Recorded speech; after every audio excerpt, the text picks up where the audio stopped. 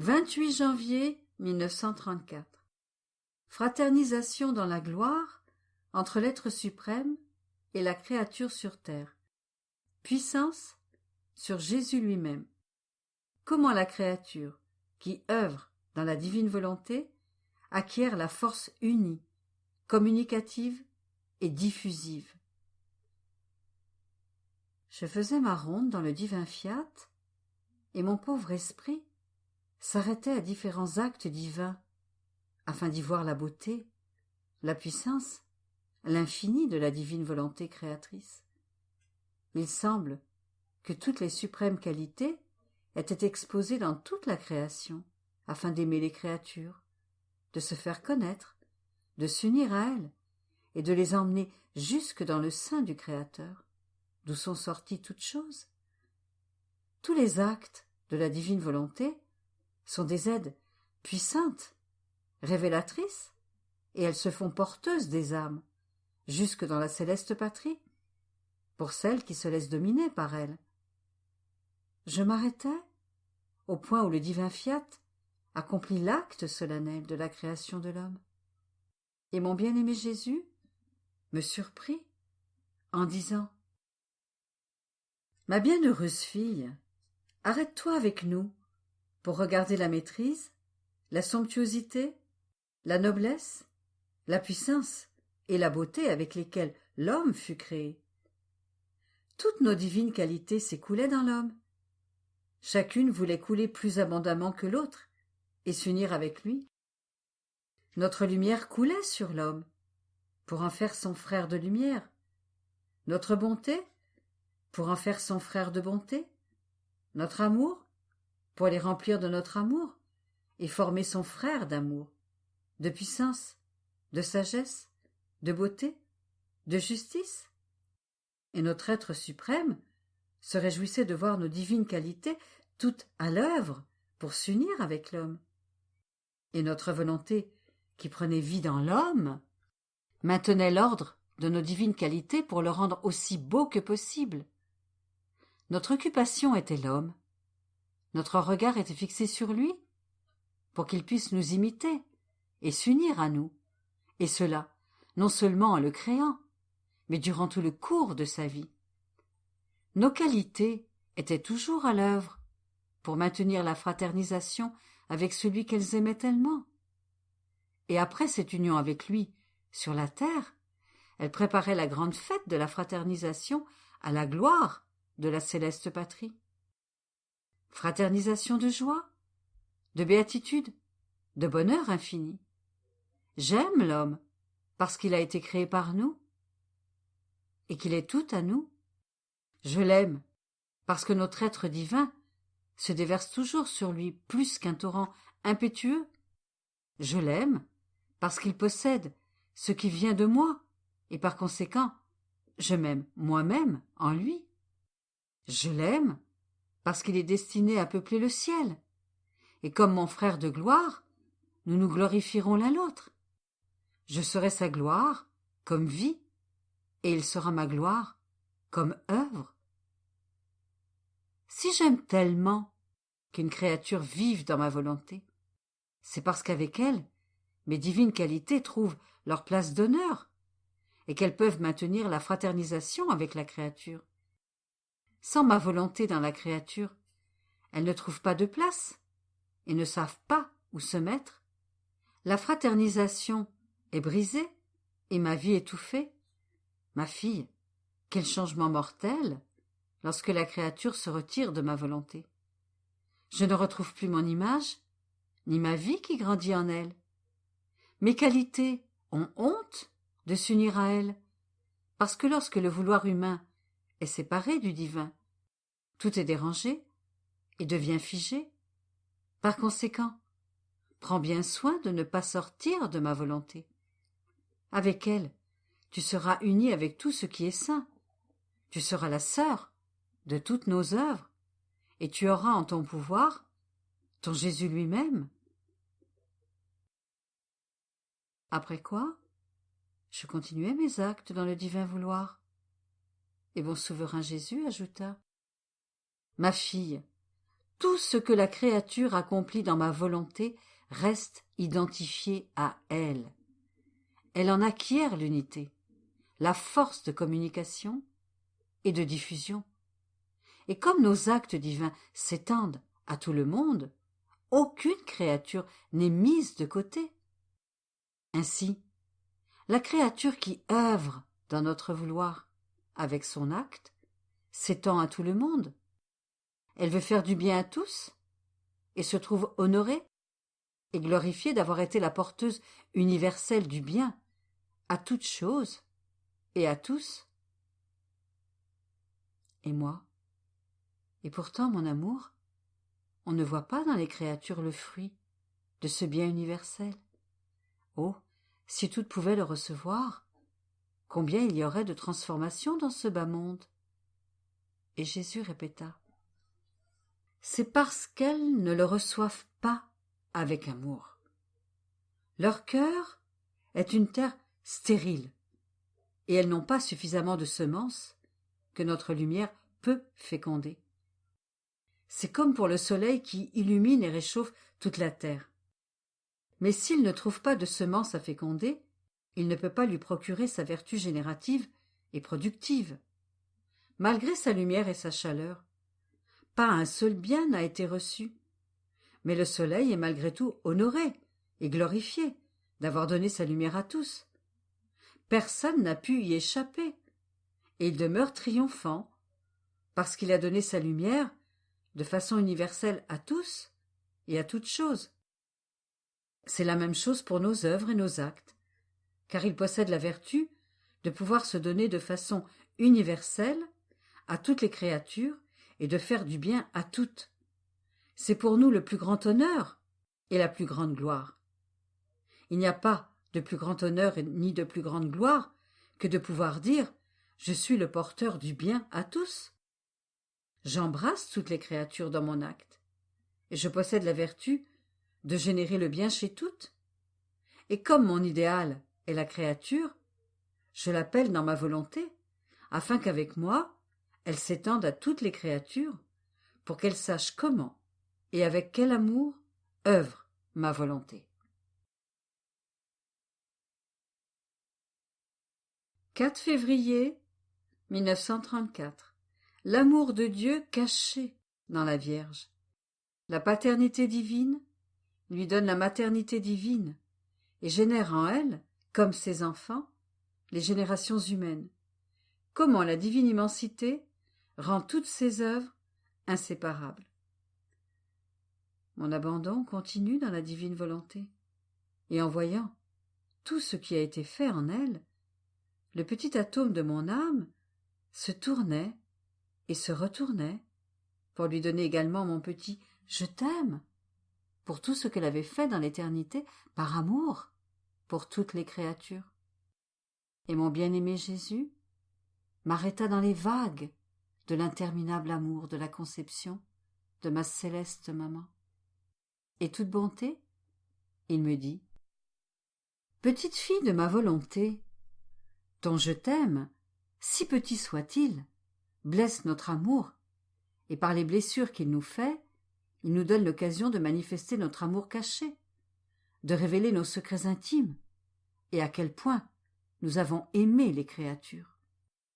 Tu dois savoir que nous aimions toute l'humanité, mais nous étions contraints de conserver caché dans notre être divin tout l'immense enthousiasme de notre amour, parce que nous ne trouvions pas dans cette humanité la beauté qui ravissait notre amour, ni l'amour qui, en nous blessant, ferait sortir le nôtre pour inonder l'humanité, se faire connaître, l'aimer et se faire aimer. Les créatures étaient immergées dans la léthargie des fautes, au point de nous les rendre horribles à voir. Mais notre amour brûlait, nous les aimions, et nous voulions que notre amour parvienne à toutes les créatures. Comment faire? Nous avons dû beaucoup manœuvrer pour y arriver. Et voici comment. Nous avons appelé à la vie la toute petite Vierge Marie, en la créant toute pure, toute sainte, toute belle, tout amour, sans la tache du péché originel. Et notre propre divine volonté fut conçue avec elle, de sorte qu'entre elle et nous, il y avait libre accès, union éternelle et inséparable divinité. La céleste reine nous ravissait par sa beauté, son amour nous blessait, et notre amour, débordant, s'est caché en elle. Notre amour pouvait se manifester en voyant sa beauté et son amour pour toutes les créatures. Et j'aimais toutes les créatures d'un amour caché dans cette céleste reine. Nous aimions toute l'humanité en elle, et à travers sa beauté, elle ne nous semblait plus laide. Notre amour n'était plus restreint en nous, mais diffusé dans le cœur d'une créature si sainte qu'en lui communiquant notre divine paternité et en aimant en elle toutes les créatures, elle a acquis la divine maternité afin de pouvoir aimer toutes les créatures, comme ses enfants générés par son Père céleste. Comme elle sentait que nous aimions en elle toutes les créatures, elle voyait que notre amour formait la nouvelle génération de l'humanité dans son cœur maternel. Peut-on imaginer plus grand stratagème d'amour? Par notre paternelle bonté, pour aimer les créatures, même celles qui nous offensaient, que celui de choisir, dans cette même race, une créature, la rendre aussi belle que possible, pour que notre amour ne puisse plus trouver d'obstacle à aimer toutes les créatures en elle, et la faire aimer par toute l'humanité. Toutes les créatures peuvent trouver dans cette céleste reine notre amour caché, d'autant plus qu'en possédant notre divine volonté, elle nous dominait pour nous faire aimer toutes les créatures. Et nous, par notre doux empire, nous la dominions pour qu'elle soit la mère la plus affectueuse de toutes. L'amour vrai ne sait pas ne pas aimer, et il utilise tous les arts, saisit toutes les occasions, les plus grandes comme les plus petites, afin de pouvoir aimer. Notre amour est tantôt caché, tantôt révélé, il est parfois direct et parfois indirect, afin de faire connaître que nous aimons d'un amour incessant celle que nous avons sortie de la profondeur de notre amour. Nous ne pouvions pas faire à toutes les générations un don plus grand que celui de cette inimitable créature comme mère de toute l'humanité et porteuse de notre amour caché en elle pour le donner à tous ses enfants. Après quoi, je continuais à penser à la divine volonté, la pensée que ma céleste maman possédait dans son cœur maternel l'amour caché avec lequel mon Créateur m'aimait me remplissait de joie, et penser que Dieu me regardait à travers ma céleste mère, à travers sa sainteté, sa ravissante beauté. Oh, combien j'étais heureuse de savoir que je ne devais plus être aimée et regardée toute seule, mais aimée et regardée à travers ma maman. Oh, et pour que mon Jésus m'aime encore plus, elle me couvrira de ses vertus, m'habillera de sa beauté et cachera mes misères et mes faiblesses. Mais la pensée me vint que cela ne pouvait se faire que lorsque la Reine du Ciel vivait sur la terre, et que lorsqu'elle fut enlevée au ciel, ce stratagème d'amour divin s'arrêtait. Et mon doux Jésus est revenu pour me dire: ma bienheureuse fille, nos œuvres continuent toujours et sont inséparables de nous. Notre amour caché continue dans la Reine du Ciel, et il continuera toujours. Ce ne serait pas une œuvre de Dieu si tout ce que nous faisons pouvait être séparé de nous et ne pas avoir une vie éternelle. Notre amour peut sembler sortir de nous, mais en réalité, il reste avec nous, et l'amour qui coule sur les créatures est inséparable de nous, et rend inséparable celle qui a reçu notre amour. De sorte que toutes nos œuvres, au ciel comme sur la terre, toutes les créatures qui ont vu le jour, semblent être sorties de nous, mais elles sont toutes inséparables de nous, en vertu de notre immensité qui englobe toutes choses. Il n'y a pas d'endroit où elles ne se trouvent et rend inséparable tout ce que nous faisons. Ainsi, nous ne pouvons pas être séparés de nos œuvres, ni nos œuvres de nous. On peut dire qu'elles forment un seul corps avec nous, et notre immensité et notre puissance sont comme un sang qui circule et maintient toute chose en vie. Tout au plus peut-il y avoir une distinction entre les œuvres, mais jamais de séparation. J'ai été stupéfaite en entendant cela, et je dis, « Et pourtant, mon amour, il y a les réprouvés qui sont déjà séparés de toi. Ils sont aussi des œuvres sorties de toi. Pourquoi est-ce qu'ils ne t'appartiennent plus ?» Et Jésus, « Tu te trompes, ma fille. Ils ne m'appartiennent plus dans l'amour, mais dans la justice. Mon immensité conserve son pouvoir sur eux. Et s'ils n'appartenaient pas à ma justice punitive, elle n'aurait pas à les punir, car ils ne m'appartiendraient pas à l'instant où ils perdent la vie. Mais si cette vie existe, il y a quelqu'un qui la conserve, et qui, avec justice, la punit. Par conséquent, la Dame souveraine possède toujours au ciel notre amour caché envers chaque créature. C'est son plus grand triomphe et sa plus grande joie que de sentir toutes les choses aimées par son Créateur en son cœur maternel. Et comme une vraie mère, combien de fois elle les cache dans son amour, pour les faire aimer, dans ses souffrances, pour les faire pardonner, dans ses prières, pour leur faire obtenir les plus grandes grâces. Oh, comme elle sait couvrir ses enfants et les excuser devant le trône de notre Majesté. Par conséquent, laisse ta céleste maman te couvrir, elle qui pensera aux besoins de sa fille. 10 février 1934. La créature qui vit dans ma divine volonté est élevée dans ses bras. Ma volonté forme avec sa force d'âme sa petite victorieuse. Elle est sa petite reine qui répète sa vie avec son Jésus dans son cœur. Je me sens petite, mais si petite que j'en éprouve le besoin extrême que la divine volonté, plutôt que ma mère, me porte dans ses bras, me nourrisse de ses paroles, administre le mouvement de mes mains, soutienne mes pas, forme le battement de mon cœur et la pensée de mon esprit.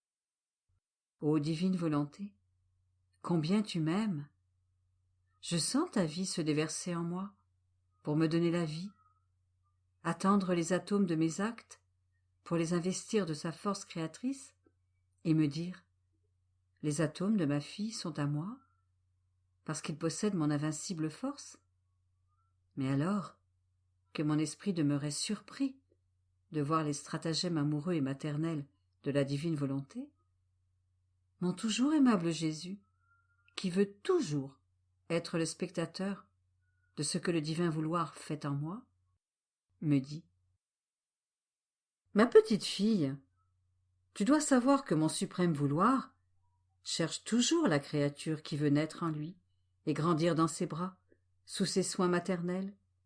Et lorsqu'elle voit que sa petite fille veut se donner avec ses petites œuvres pour lui dire qu'elle l'aime, cette divine mère la presse contre sa poitrine, fortifie le mouvement, la parole et le pas de sa fille. Sa force l'investit tout entière, la transforme, et bien que petite, elle se voit forte et victorieuse. Et cette mère prend plaisir à se faire vaincre par sa petite fille, de sorte que cette créature se voit forte dans l'amour, forte dans la souffrance, forte dans les œuvres. Elle est invincible auprès de Dieu, Ses faiblesses et ses passions tremblent devant elle. Dieu lui-même sourit et change sa justice en amour et en pardon devant la force d'âme de cette créature et de celle de sa maman qui la rend forte et invincible. Par conséquent, si tu veux être victorieuse sur toute chose, grandis dans les bras de ma volonté. Elle se coulera en toi. Tu sentiras sa vie palpitante et elle t'élèvera à sa ressemblance. Tu seras son honneur, son triomphe et sa gloire.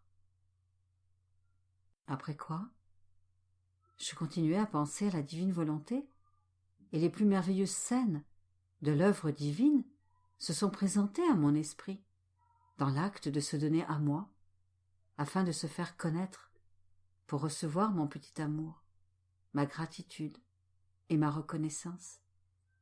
Et mon bien-aimé Jésus ajouta : Ma bienheureuse fille, à celle qui vit dans ma volonté, tous les temps lui appartiennent, et j'aime l'entendre me répéter ce que les créatures n'ont pas fait pour moi, qui ai travaillé pour elles avec tant d'amour. Par conséquent, celle qui vit dans ma volonté trouve la création en action, et elle se retrouve dans l'azur du ciel, dans le soleil rayonnant, dans les étoiles scintillantes. Elle me donne ses baisers, son amour filial, et combien je suis heureux de trouver dans toutes ces choses créées les baisers, l'acte de reconnaissance de ma fille. Je convertis pour elle toutes ces choses en joie, et j'en fais sa propriété. Oh, comme il est beau d'être reconnu dans ces œuvres que nous avons accomplies et aimées. La créature trouve la petite époque de l'Adam innocent. Il me donne avec lui ses innocentes étreintes, ses chastes baisers, son amour d'enfant. Combien je suis heureux de voir ma paternité reconnue, aimée et honorée, et je leur donne à mon tour mes baisers, mes étreintes paternelles et leurs droits de propriété. Que ne donnerais-je pas à mes enfants après avoir été aimé et reconnu comme père? Je ne leur refuse rien, car je ne sais rien refuser à celle qui vit dans ma volonté. Il y a en elle échange d'œuvres, d'amour réciproque, scènes émouvantes qui forment le paradis de Dieu et de l'âme. Oh, qu'elle soit 1000 fois bénie, celle qui vient vivre dans le céleste séjour de ma volonté. Tu dois savoir que la créature qui fait la divine volonté entre en elle comme une reine et se présente devant nous entourée de toutes ses œuvres.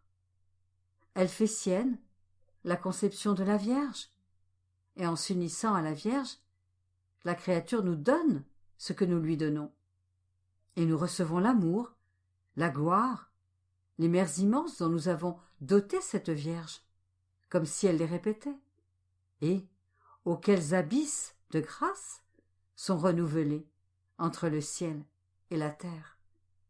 L'âme, dans la divine volonté, devient la répétitrice de ses œuvres, et comme la créature est incapable de nous donner en un seul acte ce qui a été formé par nous en un seul et unique acte, sa petitesse parcourt notre volonté et prend tantôt une œuvre, tantôt une autre, et avec l'empire que lui donne notre volonté, elle descend dans l'incarnation du Verbe. Et comme il est beau de l'avoir investi de son amour, orné de ses larmes et de ses plaies, en possession de ses prières. Toutes les œuvres du Verbe l'entourent, au-dedans comme au dehors, et il les convertit pour elle en joie, en béatitude et en force d'âme, avec l'inséparabilité de son Jésus comme temple sacré dans son cœur, afin de faire d'elle la répétitrice de sa vie. Oh, quelles scènes émouvantes elle présente devant Dieu, lorsqu'avec Jésus dans son cœur, elle prie, souffre, aime avec Jésus, et que, dans sa petitesse infantile, elle dit : « Je possède Jésus, il me domine et je le domine. Je lui donne ce qu'il ne possède pas, mes souffrances, afin de former sa vie complète en moi. Il est pauvre en souffrance, parce que glorieux, il ne peut en avoir. Je lui fournis ce qu'il n'a pas, et il me donne ce qui me manque. Ainsi, dans notre volonté, la créature est la vraie reine. Tout lui appartient, et elle nous fait la surprise de nos œuvres. Ce qui nous ravit et forme notre bonheur, c'est ce que la créature peut nous donner dans notre très sainte volonté. 24 février 1934. En faisant sa propre volonté, la créature perd la tête, la divine raison, l'ordre et le régime. Jésus est le chef de la créature. Je continuais ma ronde dans la divine volonté, et son doux empire, son irrésistible force, son amour et sa lumière inextinguible se déversaient sur ma petitesse. Ravi de trouver dans la mer de la divine volonté ses douces surprises, ses voies toujours nouvelles, sa ravissante beauté, son immensité qui porte, comme en son sein, toute chose en elle. Mais ce qui frappe le plus, c'est son amour pour la créature. Elle semble n'avoir Dieu que pour la regarder, de cœur que pour l'aimer, de main et de pied que pour la presser sur son sein et lui montrer le chemin. Oh, combien elle désire donner sa vie à la créature pour qu'elle puisse en vivre. Il semble que ce soit un délire qui la tient, un vœu qu'elle a fait, une victoire qu'elle veut remporter à tout prix, que sa vie puisse former la vie de la créature. Mon esprit était perdu au milieu de ce spectacle d'amour de la divine volonté, et mon doux Jésus, toute tendresse, me dit : « Ma fille, en faisant sa propre volonté, l'homme a perdu la tête, la divine raison, le régime, l'ordre de son Créateur. Et comme il n'était plus le chef, tous les membres voulaient occuper cette place. Mais, comme ils n'en ont ni la vertu, ni la capacité, ils ne savaient comment maintenir ni le régime, ni l'ordre entre eux, et chaque membre se dressait contre l'autre. Ils étaient divisés entre eux, de sorte qu'ils demeuraient éparpillés, parce qu'ils ne possédaient pas l'unité du chef. Mais notre être suprême aimait l'homme, et de le voir sans chef nous faisait souffrir. C'était le plus grand déshonneur de notre œuvre créatrice, et nous ne pouvions tolérer un tourment si grand chez celui que nous aimions tant. Mais notre divine volonté nous dominait, et notre amour conquérant m'a fait descendre du ciel sur la terre pour me constituer le chef de l'homme et réunir tous les membres dispersés sous mon chef. Et les membres ont acquis le régime, l'ordre, l'union et la noblesse du chef, de sorte que mon incarnation, tout ce que j'ai fait et souffert, et ma mort elle-même, n'était rien d'autre que ma façon de partir à la recherche de ces membres éparpillés, afin de communiquer, en vertu de mon chef divin, la vie, la chaleur et la résurrection à des membres morts, pour faire de toutes les générations humaines un corps unique sous mon chef divin. Combien cela m'a coûté! Mais mon amour m'a permis de tout surmonter, de faire face à toutes les souffrances et de triompher de tout. Tu vois ainsi, ma fille, ce que signifie ne pas faire ma volonté, perdre la tête, se séparer de mon corps et devenir des membres détachés qui, avec difficulté et à tâtons, avancent à la manière des monstres et inspirent la pitié. Tout le bien de la créature est centralisé dans ma divine volonté, et elle forme notre gloire et celle des générations humaines. C'est notre délire et notre promesse d'obtenir que par l'amour et des sacrifices inouïs, la créature vive dans notre volonté. Par conséquent, sois attentive et contente, ton Jésus. 4 mars 1934. Les actes accomplis dans la divine volonté forment les voies et embrassent les siècles. Ce qui forme la prison, l'ingénieur divin et l'insurpassable artisan. Ma pauvre intelligence tourne toujours dans le divin fiat pour le rencontrer dans ses actes et m'unir à eux, les courtiser, les aimer et pouvoir lui dire « J'ai l'amour de tes actes en mon pouvoir. Par conséquent, je t'aime comme toi tu m'aimes, et ce que tu fais, je le fais aussi. Oh, comme il est beau de pouvoir dire « Je suis disparu dans la divine volonté, et par conséquent sa force, son amour, sa sainteté, son œuvre sont à moi.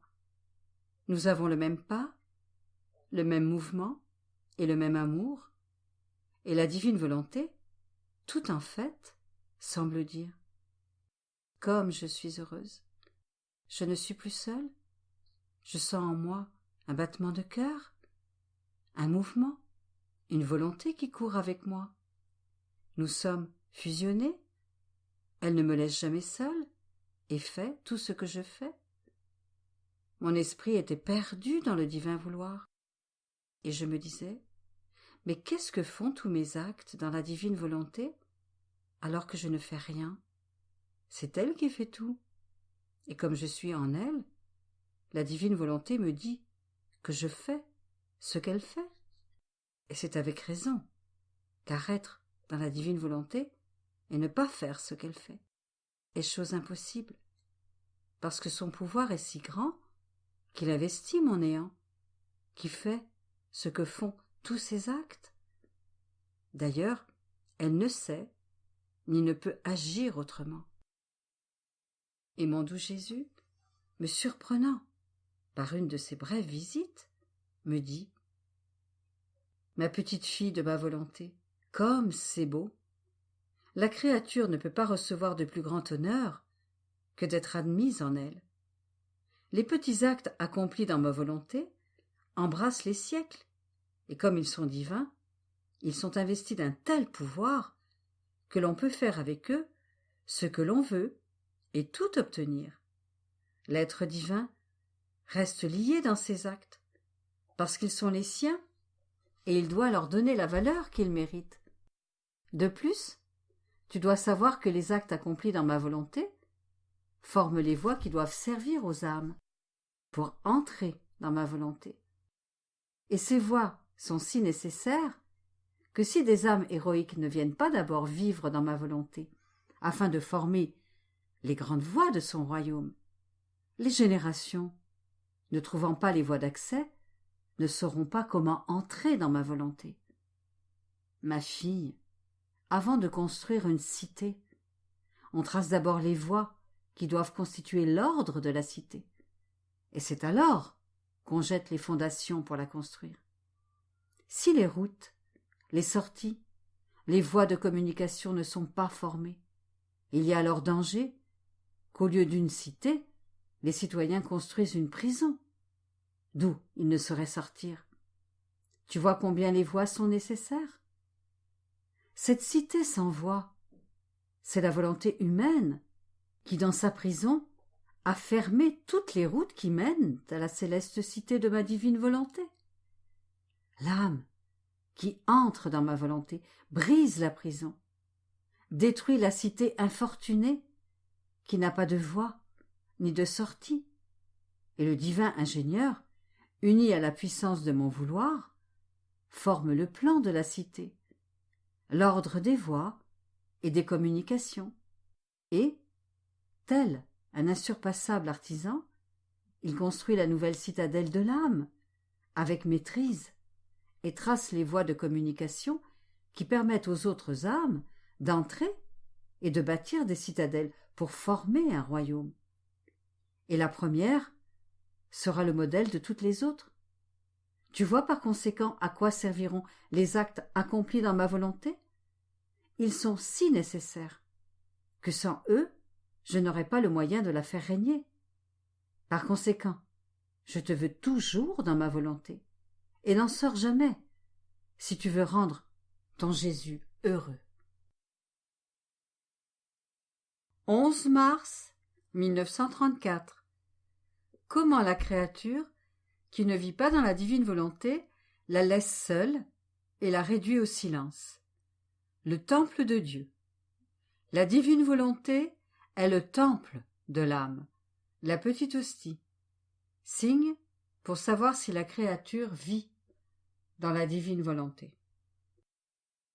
J'ai l'impression d'entendre l'écho continuel du divin fiat qui gronde dans mon âme et avec son invincible puissance appelle dans ses actes mes petits actes pour n'en faire qu'un seul. Il semble trouver ses délices dans cette créature. Il ne se sent plus seul et trouve quelqu'un à qui raconter ses joies et ses peines. Bref, il ne connaît plus la solitude et n'est plus réduit au silence. Au contraire, lorsque la créature ne vit pas dans le divin vouloir, il ressent le poids de la solitude. Il veut parler et confier ses secrets, mais il n'est pas compris, parce qu'il manque la lumière de sa volonté, qui fait comprendre à la créature son langage céleste. Il est dans la tristesse, car alors qu'il n'est que voix et parole, il ne trouve personne à qui dire un seul mot. Ô adorable volonté, fais-moi vivre en toi, afin que je puisse briser ta solitude et te donner l'espace où tu pourras parler. Mais alors que mon esprit était perdu dans les vastes horizons du divin fiat, mon doux Jésus, répétant sa petite visite, me dit dans sa bonté: Ma petite fille de mon vouloir, il est bien vrai que la créature qui ne vit pas dans notre volonté la tient dans la solitude et la réduit au silence. Tu dois savoir que chaque créature est pour nous une œuvre nouvelle et distincte, et que nous avons par conséquent des choses nouvelles à dire. Si elle ne vit pas dans notre vouloir, nous la sentons éloignée de nous, parce que sa volonté n'est pas dans la nôtre. Par conséquent, nous nous sentons seuls, entravés dans notre œuvre, et lorsque nous voulons dire quelque chose, c'est comme si nous parlions à des sourds-muets. C'est pourquoi celle qui ne vit pas dans notre volonté est notre croix. Elle nous empêche d'avancer, nous lie les mains, détruit nos plus belles œuvres, et moi, qui suis le Verbe, j'en suis réduit au silence. Or, tu dois savoir que l'âme, en état de grâce, est le temple de Dieu. Mais lorsque l'âme vit dans notre volonté, c'est Dieu lui-même qui se fait le temple de l'âme. Et combien est grande la différence entre la créature temple de Dieu et Dieu temple de l'âme. Le premier est un temple exposé au péril, aux ennemis, sujet aux passions. Bien souvent, notre être suprême se trouve dans ces temples, comme en un temple de pierre abandonné, où il n'est pas aimé comme il devrait l'être, et la petite lampe de son amour continuel, que l'âme devrait avoir en hommage au Dieu qui réside en elle, est éteinte par manque d'une huile pure. Et si cette âme devait tomber dans un péché grave, notre temple s'écroule, et l'âme est occupée par des voleurs et des ennemis qui la profanent et se moquent d'elle. Le second temple, qui est Dieu, temple de l'âme, n'est pas exposé au danger. Les ennemis ne peuvent pas s'en approcher. Les passions s'éteignent, et l'âme, dans ce temple divin, est comme la petite hostie qui porte Jésus en elle, et avec l'amour éternel qu'elle en retire, l'âme est nourrie et devient la petite lampe vivante qui toujours brûle sans jamais s'éteindre. Ce temple occupe un poste royal, et l'âme est notre gloire et notre triomphe. Et que fait la petite hostie dans notre temple? Elle prie. Elle aime, elle vit de la divine volonté. Elle prend la place de mon humanité sur la terre et occupe mon poste de souffrance. Elle appelle toutes nos œuvres pour lui faire cortège, la création, la rédemption. Elle les fait toutes siennes et elle leur commande. Elle les place toutes comme une armée autour de son acte de prière, d'adoration et de glorification. Mais elle se tient toujours à la tête pour faire à nos œuvres ce qu'elle veut qu'elles fassent, et termine toujours par son petit refrain que nous aimons tant: que votre volonté soit connue et aimée, qu'elle règne et domine dans le monde entier. De sorte que les désirs, les soupirs, les intérêts, les sollicitudes et les prières de cette petite hostie qui vit dans notre temple divin, c'est que notre fiat embrasse toutes choses, éloigne tous les maux des créatures, et que par son souffle tout-puissant, il occupe son poste dans le cœur des créatures pour se faire la vie de toutes. Y a-t-il une chose plus belle, plus sainte, plus importante et plus utile au ciel et sur la terre que ce que fait cette petite hostie qui vit dans notre temple? De plus, notre amour use de tous les stratagèmes pour la créature qui vit dans notre volonté. Il se fait petit et s'enferme dans son âme afin d'y former sa vie. Il se fait temple somptueux pour la mettre en sécurité et jouir de sa compagnie. L'âme qui vit dans notre volonté pense toujours à nous et nous pensons toujours à elle. Par conséquent, prends bien soin de toujours être dans notre volonté. Après quoi, je continuai à penser à la divine volonté, et mon bien-aimé Jésus ajouta: le signe que l'âme vit dans ma volonté, c'est que toutes les choses, intérieures et extérieures, sont porteuses de ma volonté. Car dire que l'on porte la vie en soi et ne pas la sentir est chose impossible. Par conséquent, elle sentira ma volonté dans son battement de cœur, dans son souffle, dans le sang qui circule dans ses veines, dans la pensée qui lui vient à l'esprit, la voix qui donne vie à sa parole, etc. L'acte intérieur qui résonne dans l'acte extérieur fait que ma volonté se trouve dans l'air qu'elle respire, dans l'eau qu'elle boit, la nourriture qu'elle prend, le soleil qui lui donne sa lumière et sa chaleur. Bref, l'intérieur et l'extérieur se donnent la main et forment la vie de ma volonté dans ses actes. La vie ne se forme pas par un seul acte, mais par des actes continuels et répétés. Dans ma volonté, tous nos actes sont présents, comme en un seul acte, et la créature entre dans la puissance de nos actes présents et fait ce que nous faisons. Elle est investie de notre force créatrice, par notre amour qui toujours grandit. Elle comprend que c'est réellement pour elle qu'il fait toutes choses, et ô combien elle aime son Créateur et veut tout faire pour lui. Par contre, pour la créature qui vit en dehors de notre fiat, tout ce que nous avons fait est considéré comme chose du passé, faite pour tout le monde et pas simplement pour elle. Par conséquent, l'amour n'est pas éveillé en elle. Elle dort et demeure comme en léthargie, avec un amour distinct et non en acte. Par conséquent, la différence entre la créature qui vit dans ma volonté et celle qui vit en dehors d'elle est si grande qu'il n'y a pas de comparaison possible. Aussi, sois attentive et remercie-moi pour le grand bien que je t'ai fait en te faisant savoir ce que signifie la vie de ma volonté.